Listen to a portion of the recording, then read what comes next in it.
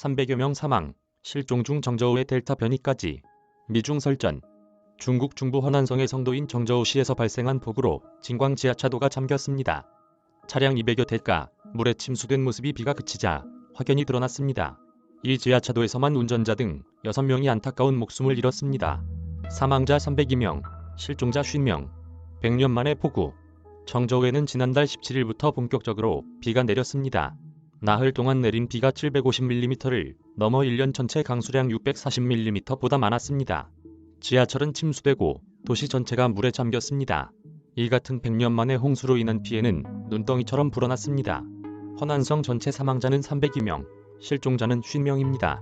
이 가운데 정저우시에서만 292명이 숨졌고 47명이 실종돼 이번 폭우로 인한 피해가 대부분 정저우시에 집중됐습니다.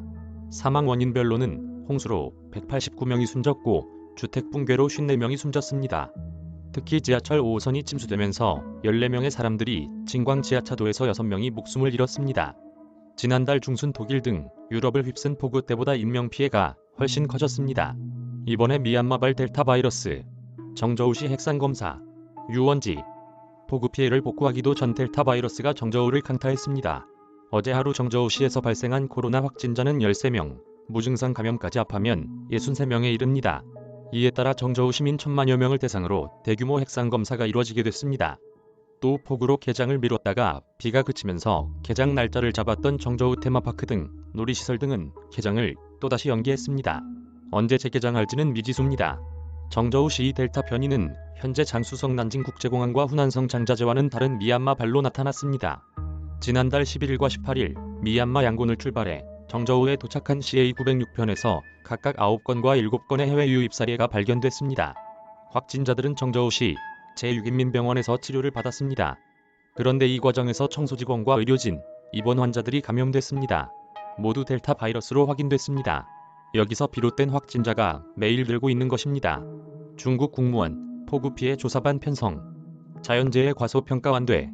폭우 피해의 델타 변이 후 폭풍까지 직격탄을 맞은 정저우시를 포함한 허난성에 대해 중국 국가 최고 권력 집행기관이자 최고 행정기관인 국무원이 폭우 피해 조사를 위한 태스크포스를 구성했습니다. 2015년 6월 1일 중국 어린이날.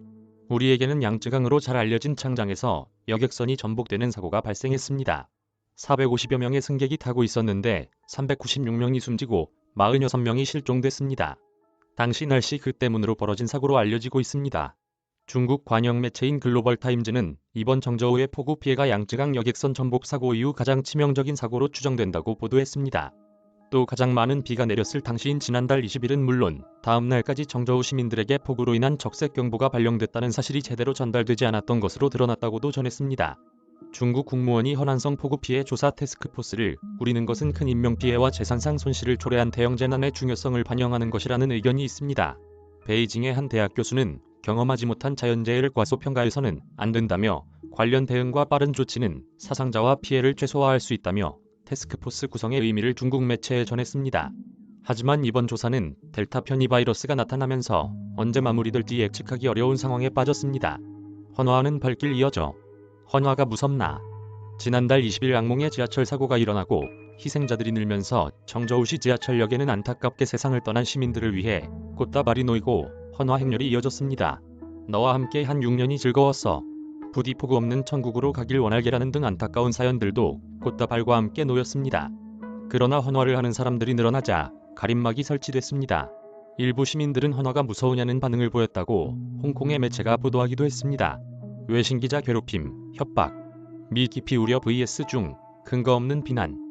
이미 여러 차례 보도가 됐지만 정저우의 피해 상황을 전 세계로 알리려는 외신 기자들은 취재 과정에서 성난 군중들에 둘러싸여 취재할 수 없었고 일부 기자들은 봉변까지 당할 뻔했다는 사실이 SNS를 통해 삽시간에 전 세계로 퍼지기도 했습니다. 이 과정에서 기자들은 왜 중국을 망신주려 하느냐, 중국을 먹칠하는 것이다 라는 말을 들었다고 합니다.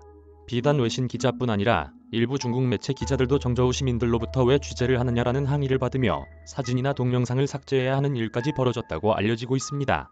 미국 국무부는 대변인 성명을 통해 중국에서 발생한 폭우 피해를 취재하는 외국 특파원들을 향한 협박과 괴롭힘이 이어지는 일에 깊이 우려한다고 밝혔습니다. 이에 대해 중국 외교부는 근거 없는 비난으로 중국을 압박하는 것이라며 미국의 관련 성명을 거부했습니다.